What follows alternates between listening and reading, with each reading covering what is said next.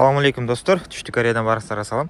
Достор, бүгүн сиздерге Porter 2 чытырууду автоунаасын тартып көргөзөбүз.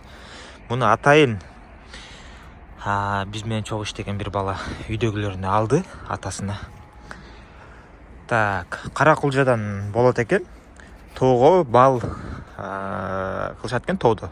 Ошо балга тоого ушуну айдайт деп атайын чытыруудун алды. Караңыздар. Берки болсо жөнөкөй эле.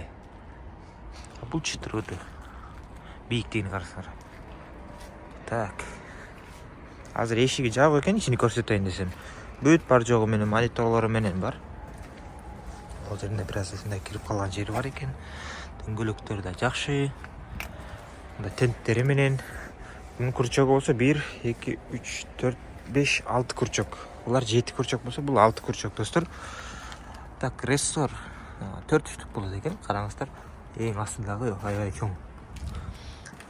Запаска бирөө чоңдон. Ушундай чытырууду достор. Сиздерге да керек болсо айтсаңыздар болот. Ол жеринде бир аз кырып алыптыр. Ол жери дагы достор. Так, мунун акчасы Кореяда примерно $8,000 $11,000 чейин болот да. Жакшыларын ошол 9-10 миңге жакшыларын алса болот. Так, эшиги жабык тилге каршы.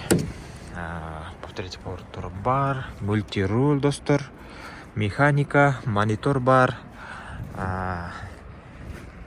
Мындай. Ол жерде полоса болсо, ошону ичинде чыкпай кармап кетет. Ушундай да бар достор. Машинасы ушул. Сиздерге да ушундайлар керек болсо, кызык болсо жазыңыздар. Жөнөкөйүнөн дейсиздерби?